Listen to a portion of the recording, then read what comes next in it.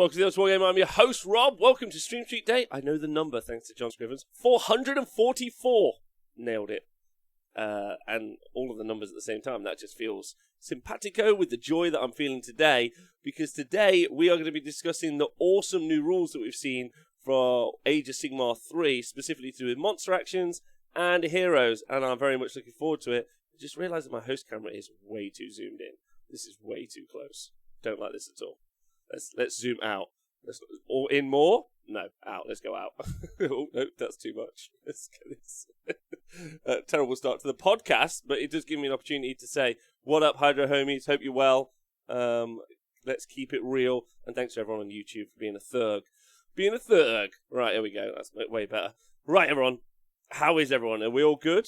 I hope we're all good. Thanks, JJ, for dropping a gift, not a gift subscription, just a subscription in the chat. I'm very excited about today.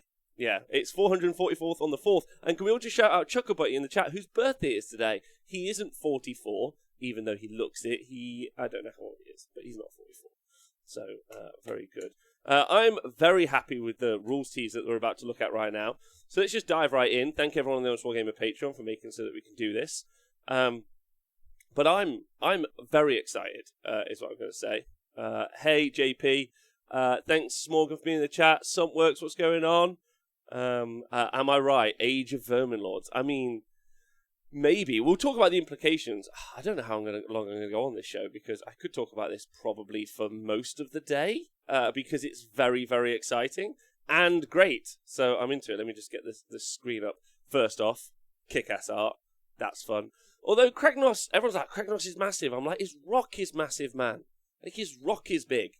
Like, can we talk about that for a moment? But anyway, he's got a big rock as opposed to everything else. Right. So if you guys haven't been keeping up to date, on the Warhammer community website, they have posted an article talking about some of the new rules that we're going to see in Age of Sigmar 3. And there's two that are really important. Well, they're all really important, so let's talk about them all, right? Let's go through them, starting at the top. Thanks, Angle, for donating a gift subscription in the chat to JP Stevens, who was getting shitty adverts every time he logged in, and now being a subscriber, you won't get those. So, boom. Boom, baby! Right, okay. So we heard about this already. Monsters are going to be more monstrous, and heroes are going to be more heroic. So let's see if we think that's true.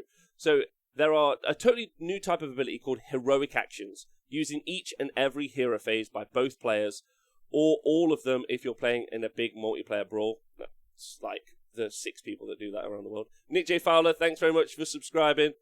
Heroic actions bring fresh tactical opportunities and keep the action flowing for everyone involved. Now, I'm just going to... let's just get the sad out of the way really quick, because there is some sad. In this, there are actions that can happen, not including charge reactions, which we haven't seen the actual information for yet, but we saw on Smorgan's video. We have seen that both players will be able to do the monstrous actions and the heroic actions in every hero phase. This means there's a decision point for both players. There's 2 more decision points per player turn for both players. So effectively, there's 4 more decision points in the course of a game. Of course, that's going to slow a game down. There's no way that you can argue that it won't. I'm just getting this sad bit out of the way now. I do have a real issue with how much bookkeeping and how much time it might take to play a game. But there's some positive news in that if we look at a 40k 9th edition, they generally put the price... too many P's. They put the points up of generally the game, so you're pretty much playing an 1,800 point game now in 40k as opposed to a 2,000 point game. And so I would argue that that's going to be a positive. So hopefully we see that happen as well. It does mean that the armies we play on the tabletop will be smaller, and I know that'll make some people sad. But it'd be remiss of me not to say this is all very exciting. I think it's really good, and I think it really does the thing that I like best, which it gives players who play a lot and play well more opportunity to outfox their opponent and play some good plays, which is cool. Big thumbs from me. Really happy with all the changes. But of course, it's something you're going to have to be aware of, and probably just something you've got a quick reference guide for, or just something to learn off by heart, because it'll apply to all armies. So just something to be conscious of, right? I think that's fine. I think it's okay to say, Bobbin, thanks for subscribing. I hope that didn't upset anyone, but it just needed to be said, right? Will there be a reason to build my Dankhold? Jabberslide Lover, yes, because they're gorgeous, is all I'm going to say. Her face is often failure, so hopefully it won't take too much longer. Well, I hope not. But like, it's a concern. All I'm saying is it's a concern right now, right? Right, okay, so the first one is heroic actions. A unit with a hero keyword on its war scroll is a hero. Thank you. At the start of the hero phase, you can carry out one heroic action from the table below with one friendly hero. So only one friendly hero can do one friendly action, heroic action. So that's it. You're capped out at one. The effect of the heroic action is treated the same way as the effect of an ability. So, heroic leadership. Pick a friendly hero and roll dice. Add 2 if your general has been slain. On a 4+, you summon a command point. You get a command point. So 4+ normally, or if not, it's just a 2+. We already know that command points are going away at the end of a battle round. If you go second, you get 2 command points. If you go first, you get 1. So this is a way for you to start recouping those command points. Also, in a minute, we're going to look to see that heroes obviously also generate, or your general also generates command points. So things like Vicross, which we were talking about, or some of the war scrolls we've seen recently, like Marathi being included in your army, she also counts as a general. That means that that's also another command point. So some of these big centerpiece models are just going to basically bring a command point with them, which effectively makes them 50 points cheaper. Actually less, because they bring a command point every turn, or every battle round, sorry. So almost 250 cheaper, which is pretty crazy. That depending on whether or not the stonks market hasn't collapsed generally on command points. Previously used to buy them for 50 points. If there's more command points in the game now, then maybe they're worth less overall. Hey, Alknot, I hope you're well. What's everyone saying in the chat? You seem to be drowning in CP and AOS3. Yes. Oh, Necrux, thanks for subscribing via Amazon Prime. Oh, Prime. Appreciate you. At least the new decisions involve normal dice rolling. Yes, Kegfort. That's a good point. Kegofort, sorry. If they go away, why would you buy them? Well, it's because, well, okay, so the reason people buy command points at the moment is if you get alpha struck, which they've kind of done away with, because obviously you get some CP at the start of the game, even if you're not going first. But sometimes at the moment you buy command points because what you want to do is, if your opponent just tries to hit you really hard early, you just want to have 1 CP to make 1 unit immune to battle shock or something similar. Roughly what you want to do. Thank you to Masaka Koala for resubscribing. I hope you're well. Okay, so +1 command point, really good. Good for the armies that obviously need a lot of CP, but we'll talk about that more in a bit. Heroic willpower, pick 1 friendly hero that is not a wizard. If it is an enemy hero phase, that hero can attempt to unbind 1 spell in that phase as if they were a wizard. If it is your hero phase, that hero can attempt to dispel 1 endless spell in that phase as if they were a wizard, and you can still only attempt to unbind this spell. Now, this is really cool, I think.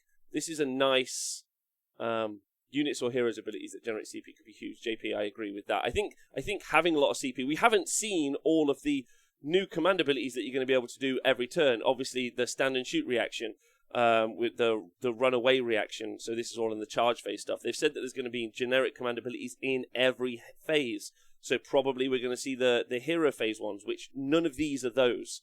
These are additional things. So there are also generic command abilities for every phase, which we haven't even seen yet. And I'm sure that they're going to be pretty strong. Like +1 to hit, who knows? And maybe return units from the grave. Could be a bunch of options. So I think more CP is great. So any opportunity to get CP is really, really good. I'll go through each one of them in order, because I see Death by Dan wants to ask a question. So I'll just go through them in order, and then hopefully I'll come up to it with your answer as you want it. So this is really nice for armies that don't necessarily put a wizard in their army and they want that clutch hero phase. I'm going to try and unbind that. Nice if you don't have a wizard in your army and also you want to get rid of an endless spell. We saw that at the Super Series just gone recently, where Seb dropped the Warp Lightning Vortex from his Karajan Overlords on the board, and then Tom's army of Idoneth Deepkin didn't have a wizard in, so that just stayed around for the whole game. Now he's going to be able to attempt to try and get rid of that and take that off the board. So I think that that's a really nice clutch one. It gives some really good opportunity cost, and it just isn't very strong. Ultimately, you still got to roll the dice. You don't get any pluses to it. So bringing a wizard is always better normally, but this is also really nice having an army. So again, I think this is really, really nice because it gives you kind of some outs. you know, like you got to roll boxcars. Croak's going to do that spell that's going to kill that war chanter that's bringing back all your Ard boys. I mean, that's a battalion, so that won't be there. But you know what I mean? There's like that key unit you want to keep alive, and yeah, Croak's got all the pluses to cast, but maybe you roll the double 12, double 6, boom. So heroic willpower, really big fan of that. Okay, giving a lot of options and actually making armies better. Eric Sorbonen, agreed. Like, it's all positive. The only reason I'm not super excited is because it's too hot in the room. That's the only way. And Ian Riley, not sure how I'm going to get through a game with my Skaven with this extra stuff to do. Again, yeah. Something to be aware of. Now, the next one, their finest hour, which obviously is the kind of like, I think, the star of the show, is pick one friendly hero, add 1 to the wounds rolls for attacks made by that hero until the end of that turn. So +1 to wound until the end of that turn, and add 1 to save rolls for attacks that target that hero into the end of that turn as well. You cannot carry out this heroic action with the same hero more than once in the same battle. And obviously, that's huge on any monstrous hero. I mean, it's good on little heroes anyway. +1 to save. I mean, Severith will be so fun with Sire. +1 to save on this, and Sire using their CP for +1 to save. Now, I'm pretty certain saves will be capped at +1, so you won't be able to take a save beyond +1. So as much as you might get some really fun ideas to be like, oh, I'm going to do +1 save from this, +1 save from that, it probably won't really work out. But it does make things like some of the most recent War Scrolls that we've seen released, like Manfred, loads better, because now he's on a 2-up save, which is cool. Now, it's only, and each hero can only do it once, so it does really mean you can just throw that hero in that one time, and they've got that +1 save, like Alariel from a 3-up to a 2-up. Those are all positive changes, and again, this is just on a hero, so even if it's quite clutch, even if it's just on a support character, and you're just like, I just want him to have +1 save this time. But you can't do all of these. You can only pick one hero per phase. So, I mean, this is going to be kind of interesting. It's quite nice. I quite like the idea of ramming in your like monstrous hero, let's say. I know, Keeper of Secrets, not that you would, but you know what I mean, something. You throw it in, you Mega Boss or Maw Crusher, and then in their turn, when they try and hit you back, that's when you give them +1 save. Because you can do it in their hero phase. So it kind of changes the numbers around a little bit, which I think is quite fun. So let's see what you guys say in the chat about that one. Because this is obviously going to be the one that's good. Big numbers always make people very happy. Their eyes light up and they're like, oh my god, my shitty thing will be better. But it also means the better things will be better. So that's something to be super conscious of. Marathi is going to have +1 to her save. That's not the most fun. It's what I'm going to say. Kragnus will have a 1+ armor save, of course. So, but I mean, he'll still just be in front of a bunch of chaff. These heroic abilities don't cost CP. No, they're just free. This is a free ability. One hero will get every player turn at the start of the hero phase. That's what it will be.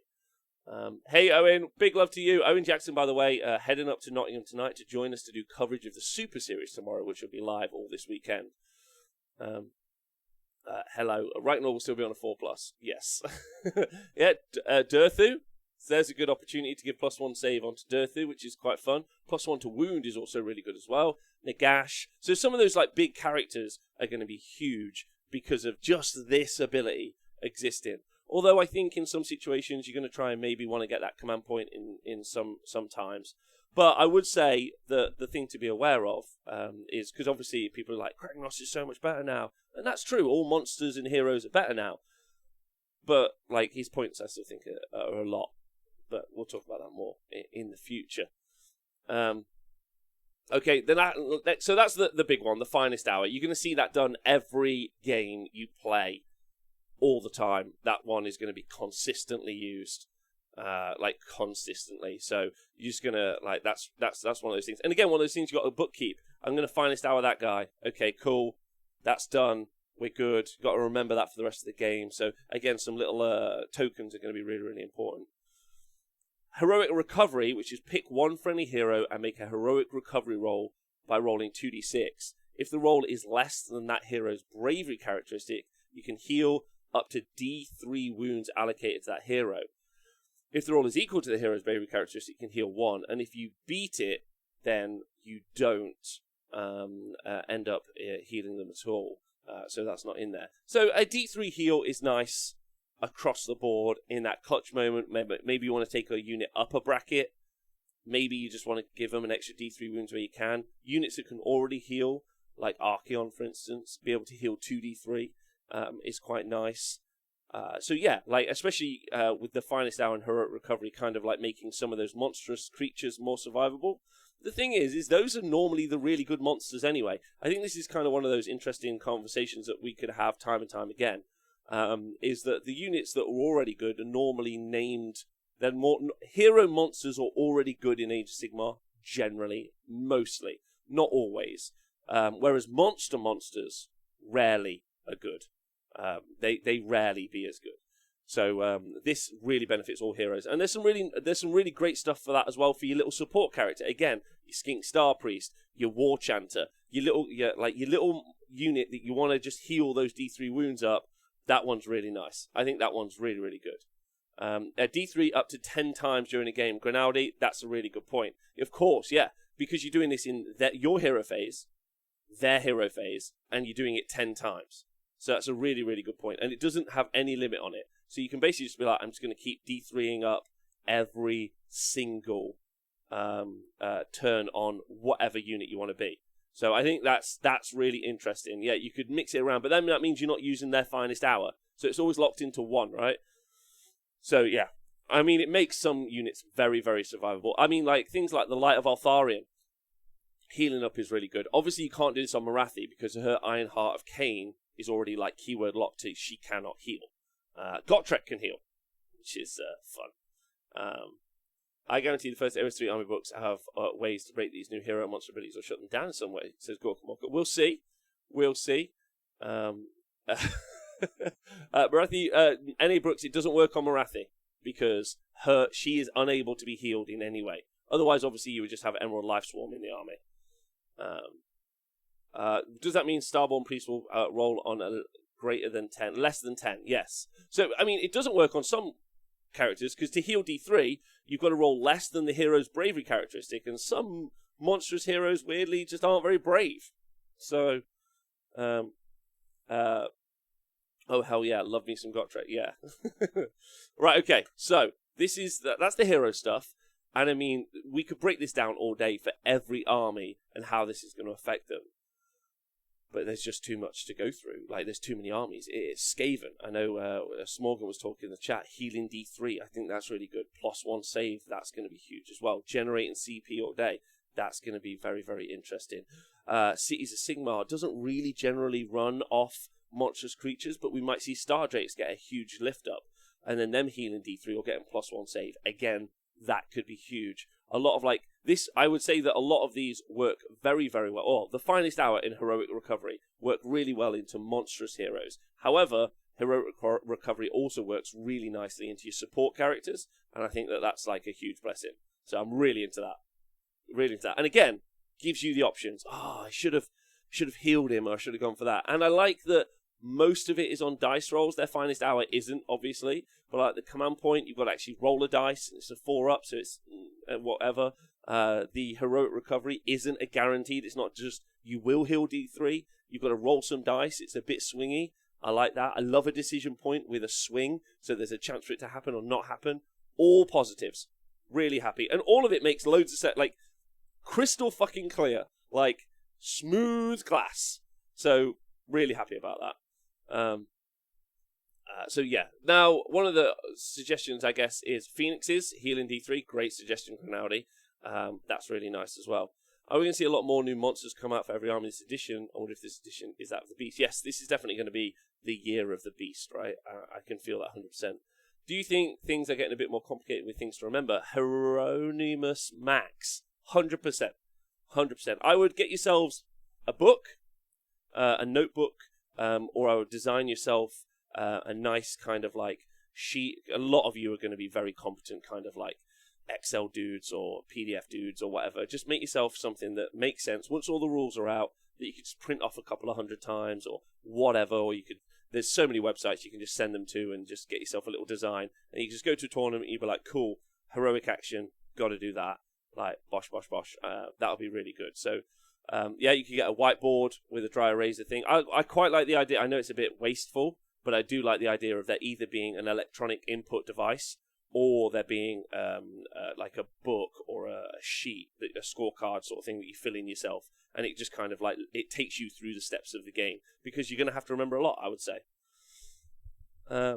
I could see a rule for a future battle tome that lets someone do the finest hour twice. I'm not sure that's true, because I think that we're going to see this monstrous part. Oh, maybe you're right, Hawkeye. Maybe it is not the year of the Sigmar. I'd just like to be clear. I hope this edition, Beasts of Chaos, get the update they deserve. Maybe. I think they might go in the bin, but we'll find out. I don't know. I want to make sure you champion... Blah, blah, blah, blah, blah. These abilities may seem subtle, but they make your heroes feel that much more heroic. Okay. I mean, they've given you +1 save and +1 to wound. That's just stonks to the nines, is all I'm going to say. Does it affect Stone Mage? I mean, Teclis with +1 save, +1 wound, you can already do that. But that's nice. I don't think that's as important as doing it to like a Wind Fox or a Mage or the Calathar or all those sorts of things. Okay, also find this out, it's definitely poignant for how much longer the game will be. Yes, a good gag I saw yesterday. It's a lot, right? Okay, it's my hero phase. Okay, I'm going to just, what am I going to do? Okay, which one are you going to do? Okay, I'm going to do this. Okay, fair enough. I mean, it's not much time. It probably won't slow down that much. That one's fine. Now, the next one is starting command points. I have to determine who will take which turn. The player who will take the first turn receives 1 command point, and the player who will take the second turn receives 2 command points. So we already knew that. That's fine. We're happy with that. Using command abilities. You still earn a point if your general is on the battlefield, bringing your total to either 2 or 3 points. That's a little bit that they threw in there as well. So your general will earn you a point. Now, if you have multiple generals, because you can in Sinesh and Firecross and a bunch of other stuff, you're going to get a command point for each one, in which case, cha-ching, like MJ Pegasus says. So you can have a lot more heroes, generating a lot more CP. You throw in something like Sinesh, like the Rodimus rule, or Croak, who's generating more CP, you are going to have tons of CP, man. Yeah. I would say that, like Kegafort is saying in the chat, I think one of the things that we're all going to want to get is that we want to get ourselves tokens and maybe cards to throw on the tabletop to go along with these, because I think there is going to be more bookkeeping in the game. I don't think that's necessarily bad, but I think it's something we have to be aware of, that we are going to do it. So just be aware of it, and then we'll have a great time, right? A Slang Council with 1 billion CP per turn. There you go. Reminds me a bit of Saga, where there's always a bit of wait while players figure out what to do with their dice abilities. Yes, tokens will come with a new GHB. Probably not enough tokens, and they definitely won't come for specific ones. Owen thinks that OBR was the blueprint for this, it seems. I would say in some ways, yeah, that would make sense. They tried it out to see if it would work, and that's a good shout from Owen, especially because of the next thing that we're seeing, which is using command abilities. And this really ties in with Smorgan's leak video, where he seems to have nailed this, which is, to use a command ability, you must spend 1 command point and pick 1 friendly model to issue the command point, and pick 1 friendly unit to receive the command. That's important. Unless noted otherwise, the models that can issue commands and the units they can issue to them are as follows. Unit champions can issue commands to their own unit, which is fucking huge. No longer do you have to deep strike a unit with a hero next to them. They just land and their hero is there and he's just like, let's go. But on the flip side, this gives loads of bonuses to all of those models that can eat models out of a unit. A Gargant put them down his pants, Stardrake eating them out, whatever it might be. That's huge, because and also it's just wicked. It's just the sergeant's let's get them, boys. Reroll charges, whatever. Huge fan of that. Think that's brilliant. Really, really happy with that. I think that's a really nice change. It makes the game a little easier, but that's fine. The players who were able to always make sure their unit was, their general was wholly within 12 or whatever, or, the micromanagement, they'll still keep those skills to use them for other stuff. But this just makes it easier for the kids, and by the kids I mean grown adult men, to just I'll reroll charges. So that's great. That's a huge positive, right? It sucks for a load of units though that don't have unit champs, like Musaka Koala is saying. So there is going to be a divide, right, between the haves and have-nots, and the units that do have the unit champs are just going to be. JJ, thanks for picking up on that. the units that don't have unit champs are in a real tough spot, like, ultimately. But it does mean that the much maligned Sineshi Twin Souls go up because of the powerful Ego Pomp, who is their unit champ. The Ego Pomp returns, able to do command abilities to his unit. Maybe they are better in the next edition. That's why they're pointed that way, because they have a unit champ, is the asinine argument that someone will make somewhere in the world. Rob Kelly says, Hannah Gork always had this problem. You teleport 9 away, flub your charge roll, and you can't reroll because there's no hero. Yes, it makes teleporting and deep striking units way better because they're able to have a unit champ that does it. Some units obviously don't have them, and so that's going to have to be a conversation that you have with yourself in the future, especially if the generic command abilities are as strong as we think that they might be. The ability to run away, huge. The ability to stand and shoot, massive. But it means you don't have to have the characters nearby. The deep striking leader will be redundancy and able to make more combat rolls. Then that's true. Poor zombies, yes, but it doesn't stop. And also, as we get onto the next rules, heroes can issue command abilities to units that are wholly within 12 inches of them. Previously, it was 6, but it was within 6, not wholly within 6. And then generals can issue command abilities that are wholly within 18 inches of them. Again, it used to be 12, but it used to be within 12. So that really reduces the range. So that's actually harder to achieve. That's like much harder for that. But it has extended the ranges out, which makes your generals a little bit more important, your heroes around the board. So that's quite nice. That works quite well. And changing it to wholly within kind of ups the skill level, but maintains the distance. I think that's good as well. And then totems can issue commands to units that are wholly within 18 inches of them as well. Which, if you happen to have a totem in your army, we're seeing a bunch of totems, right? We're seeing a bunch of BSBs. We've seen one for the new Cruel Boys. We've obviously seen one for Lumineth Realm Lords. We've seen one obviously for Stormcast. So we haven't seen any. There are some older ones, but generally some totems being in your army. Some armies do have totems. Some armies don't have totems. So maybe we'll just see a bunch of totem models released. The flag meta might be what we see. Warshrine stocks continue to rise. Yes, Dreadsaurian meta. He is a totem. Did not know that. Amazing. Let's go. Ashloth Bannerbearer. He's a totem. But it just means you can do commands from them. That's all it means. So if they don't have any good commands to do, then whatever. But that's good. Nice. Clean. Simple. Heroes, generals, totems. And unit champs. All positives, I think. I think it's the unit champs one reduces skill cap a tiny bit, which I think that's fine, though. I think that actually gives more utility, more play to units that just happen to be around. So I think I'm a big fan of that.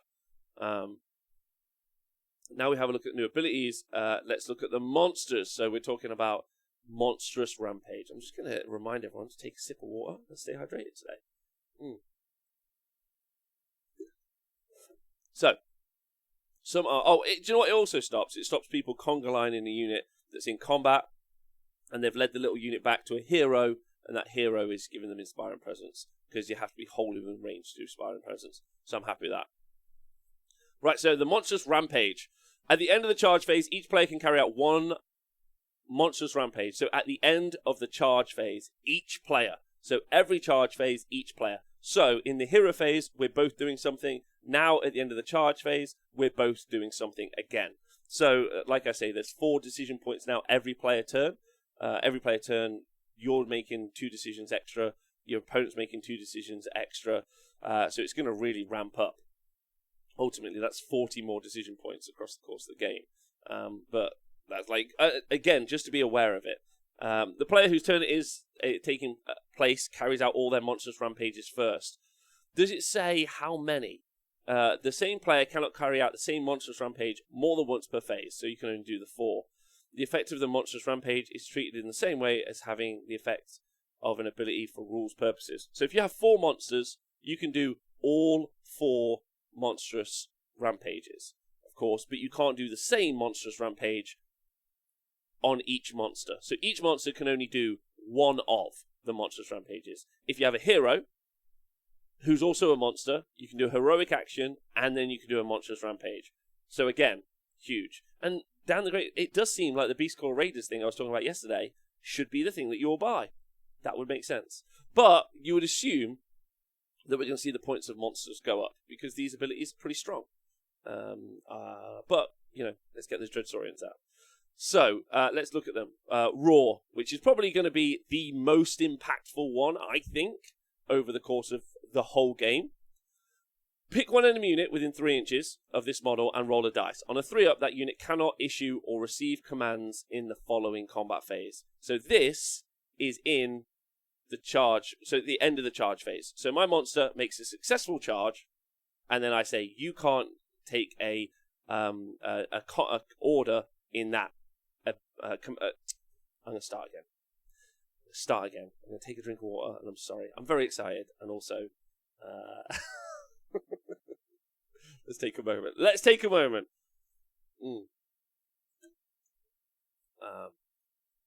So, thanks guys. Stay hydrated. That's it. Let's all get that water in. Right.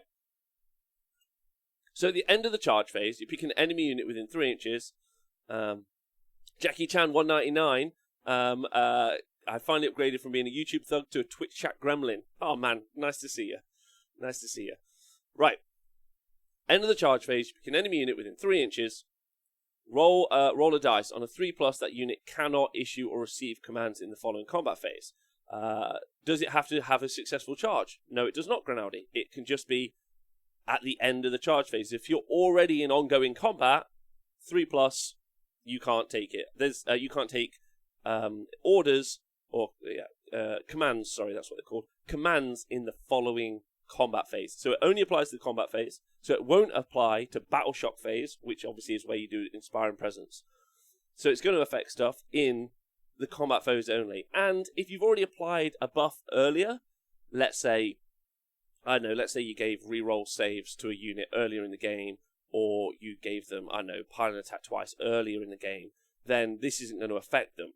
So actually this is much more negative to the armies that have more poorly worded or bad kind of...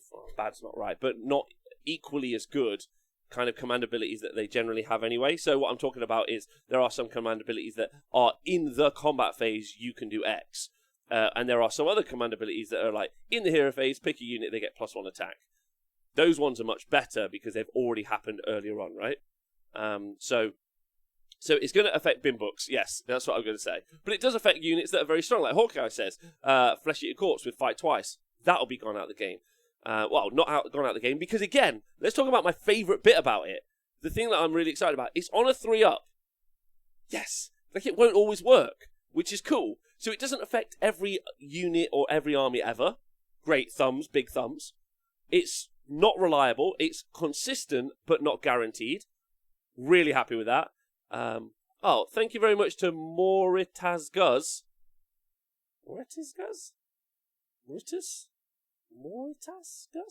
For donating £5.69 to the show. Deeply appreciated. I don't know if I said that right, but love to you.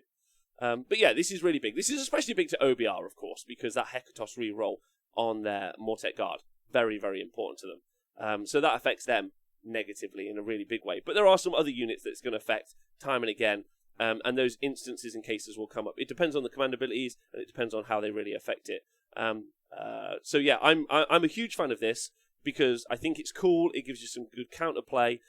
I would say the thing that really, really bothers me about it, the thing that, like, positive about it, is the fact that it's a 3-up. Yeah, I'm like, great. It's not guaranteed. Something's happening. Yeah, 66% of the time, baby. Does this mean a big risk? Don't roll a 3+ and the Mortek eat the monster. Yeah, exactly.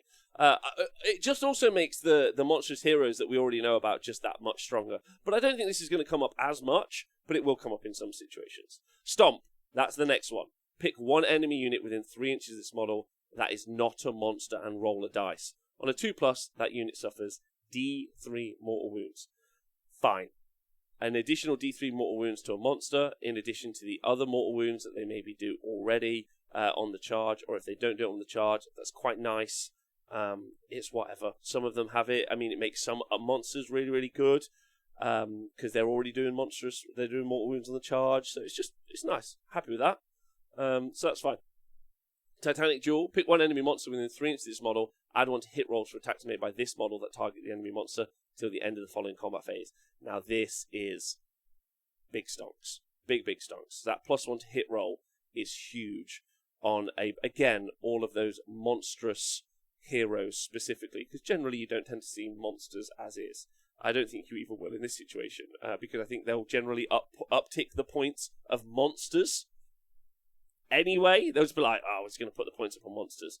And so, like, even though really these all are affecting monstrous heroes, which is what we normally see all the time, but it's going to affect those monsters that are able to be much more mobile. I'm thinking Manfred with +1 to hit. That's really good. Not forgetting that he's already given himself +1 to wound and +1 save from the heroic action for his finest hour. So he's got +1 to hit, +1 to wound, +1 save, and then just launch him at an enemy monster because he's flying, which is cool. Nice for things like turtles, which you do see. There's one of those rare monsters that you do actually see on the tabletop. So that would be really fun. But this is only if you target monsters, so it is situational. But we're assuming we see more monsters in the game. That's the assumption, right? You're seeing more monsters, so +1 to hit against monsters, big thumbs.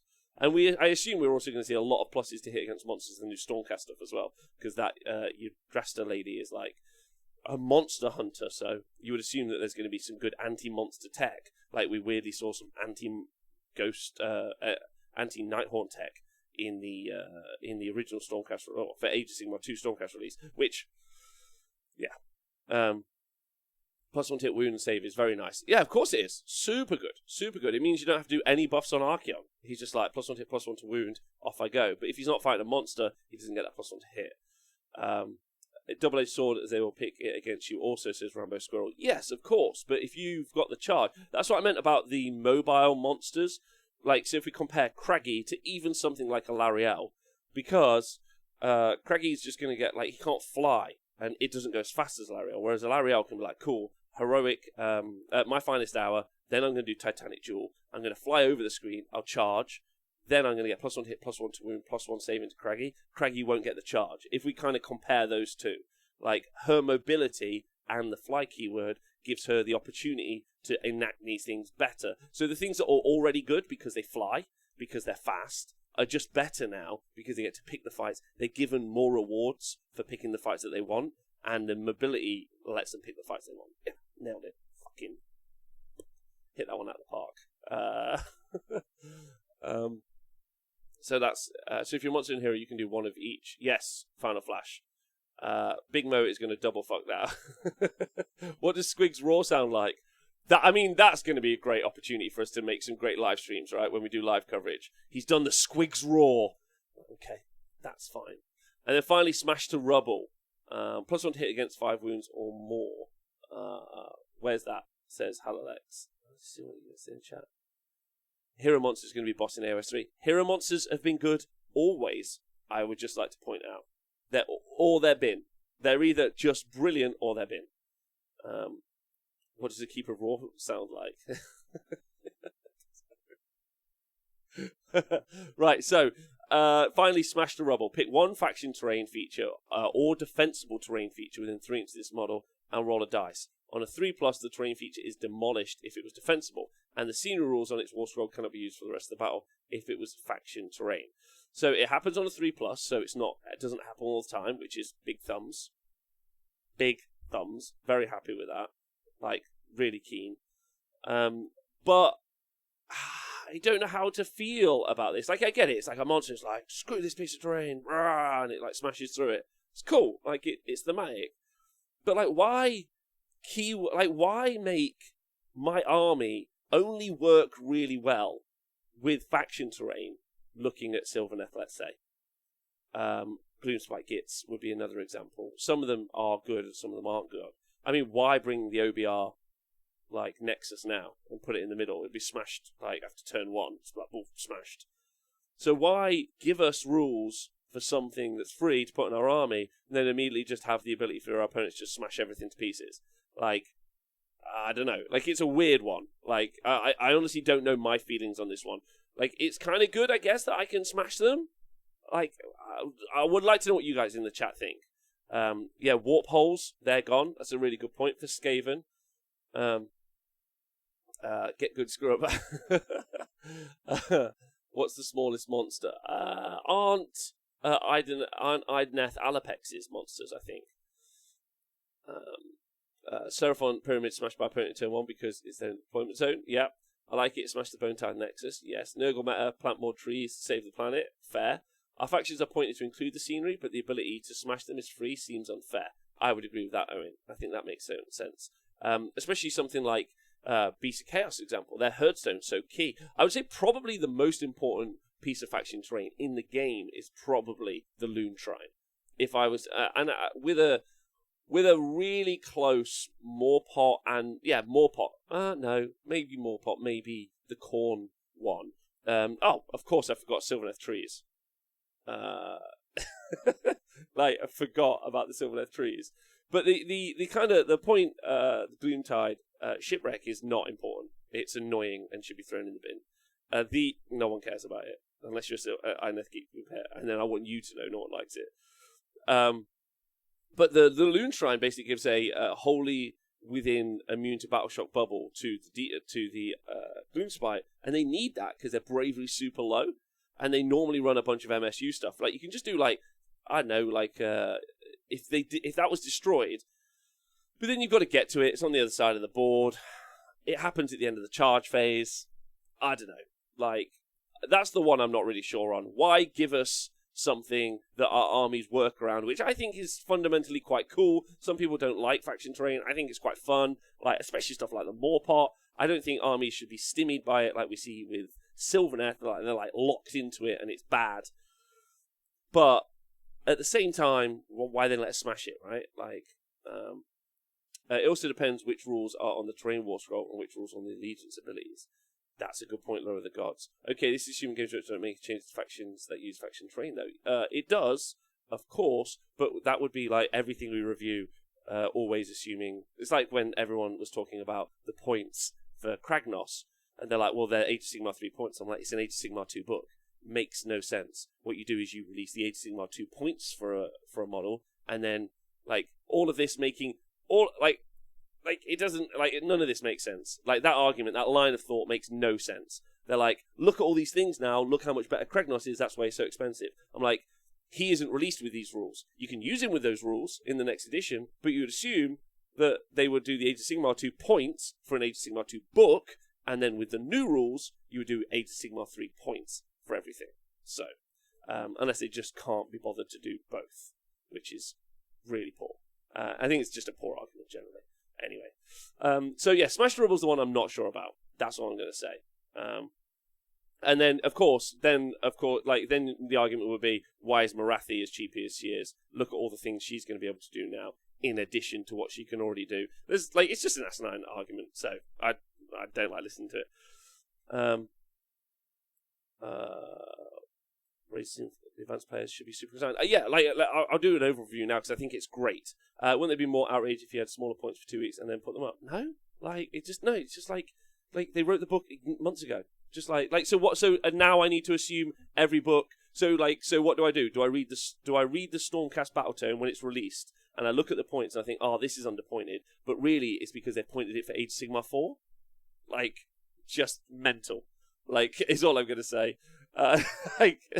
Anyway, so that is these are specifically the 3.0 changes. These are some of the changes for Age of Sigmar 3.0, and ultimately, huge fan is what I'm going to kind of like finish the show on. I think it's going to be really, really good. It gives players loads and loads of options.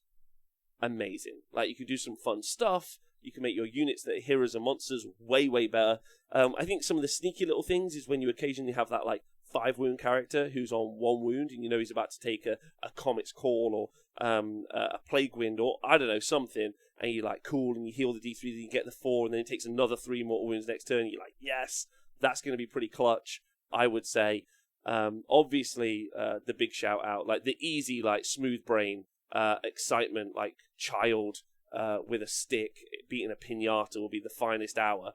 Like, I feel like it should be a card that they produce. You're like, the finest hour, and you just kind of throw it out there, and then the kids that are really excited about using it, like, on a Stonehorn, of course, Frostlord and Stonehorn, all those sorts of things. Mega Gargants going up to a 3-up save is massive, because that might really tip the balance of when they're able to play, because they make those big, aggressive turn 1 plays. So one of them is going to have that 3-up armor save for a turn.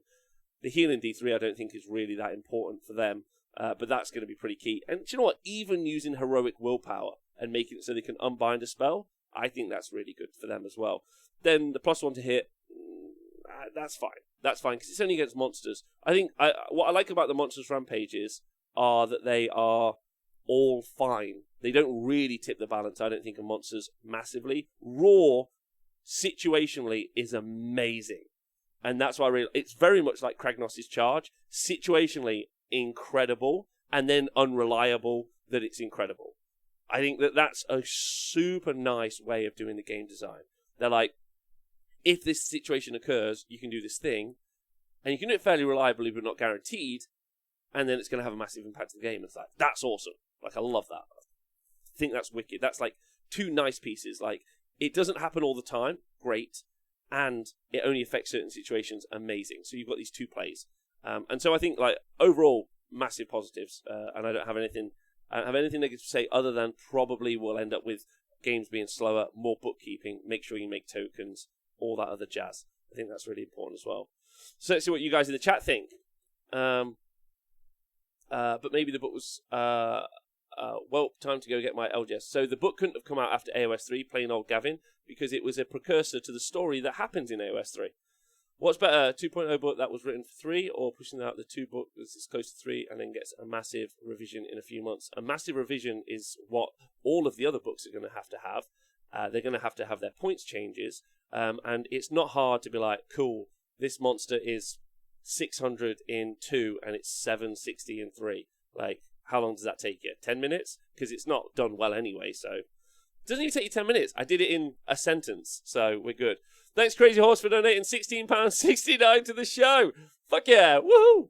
I'll send you a picture of that hammer. I printed out a hammer now, so that's good. Yeah, man. Monsters will be weirdly control pieces now. Maybe monsters could be...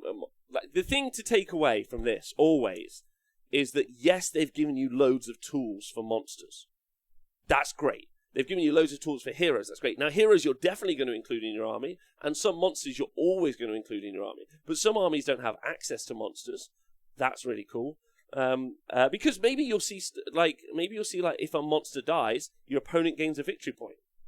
Like, so then there's that risk reward for having a monster in your list, which I think is very, very interesting. I think all this really benefits is monstrous heroes, because that's what already are good, and generally monsters suck. The Eidolon is an exception. Let me try and think of some others. I guess Terrorgeist, not really.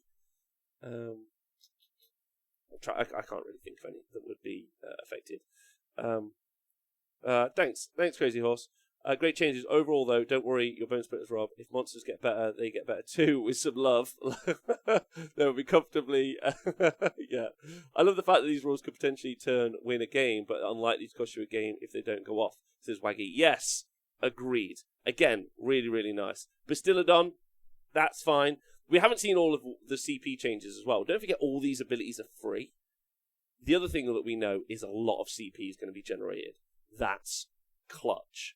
A lot of CP every turn. 3 as opposed to 1, with loads more command abilities coming out.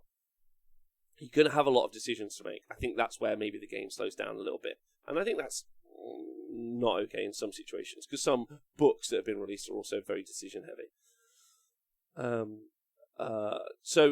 Thanks to Northwood's writer for subscribing for the first time. Still need a lot of bodies to claim hold objectives, so I don't see the game becoming just Monster Mash. T-Man Cash, I 100% agree with that statement as well.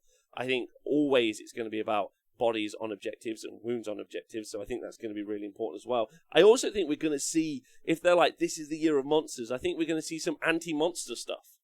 I 100% think we'll see that. I think that's what the Stormcast Chamber will be. It'll be like anti-monster tech, and, you know, the main character's like a monster hunter, that's what they say. So I think we'll see some anti-monster stuff. Maybe the Cruel Boys are also anti-monster as well, like they hunt them or whatever that might be.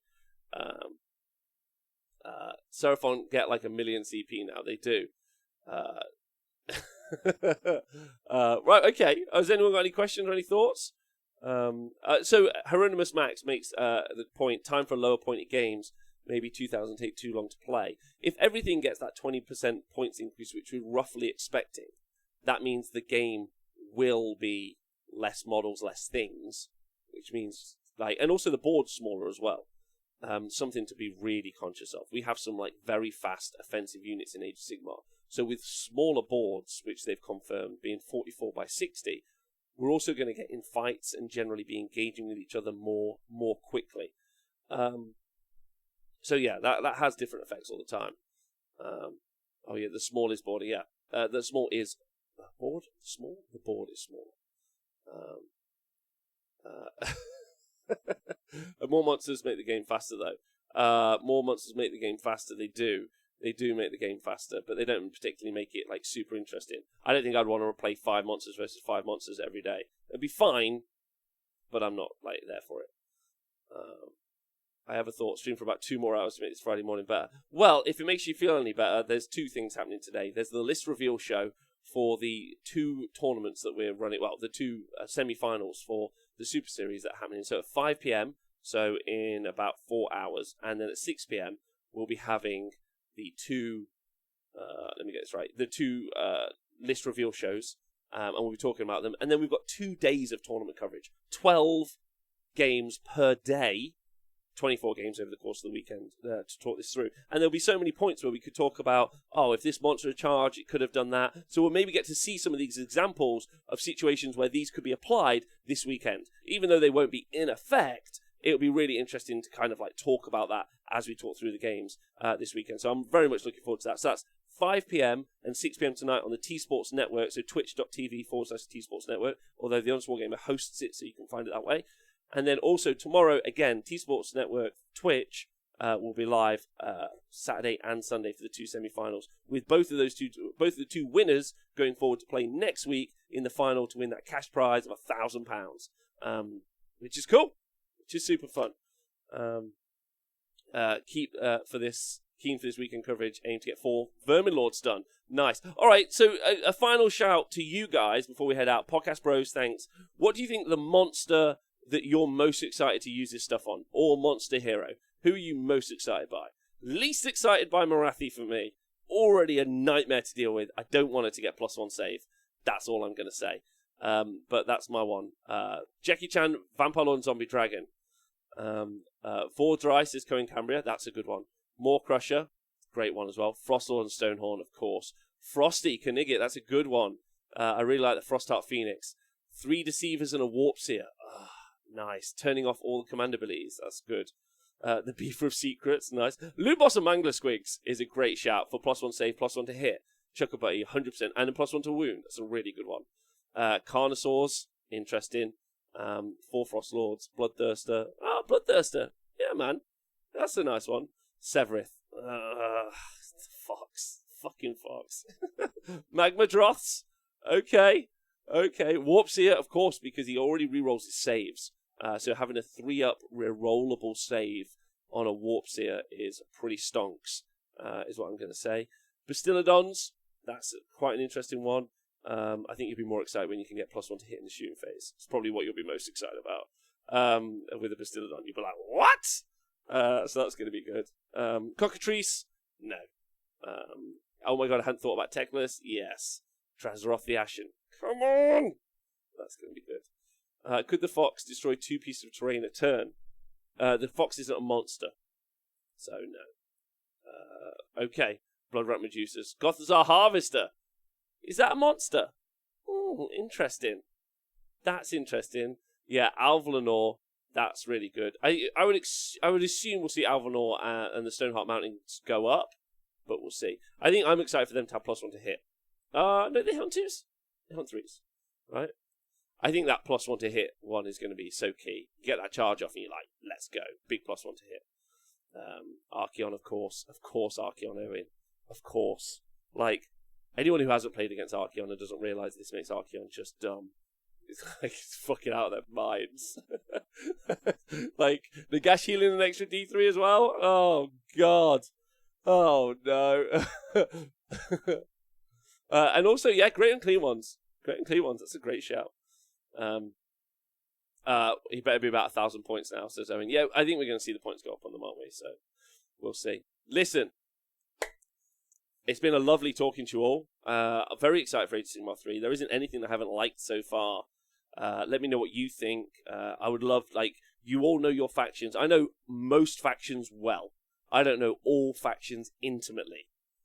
So there'll probably be some like little key points. So I would love to hear, like, Rob, you can do this thing and that thing. I'll be like, that's cool. I love that. I want to hear about that. That stuff excites me. When a new edition comes around, I love that shit. Like, I love hearing, like, I can do this. I can do this weird thing. Just drop me a DM on Twitter. Tweet at me. Like, drop messages on the YouTube comments. That stuff just makes me like, let's go. I love it. So more and more of that. Great show and chat. Thanks, T-Man Cash. Big loves. And dank holds aren't monsters, I know. That's sad. But one day. One day. All right, thanks for tuning in. I'm going to head off now, so don't forget to join me in at 5 p.m. for the list reveal show later on the T-Sports Network. It's been lovely talking to you all. Very excited about all this. Talk to you soon, and bye.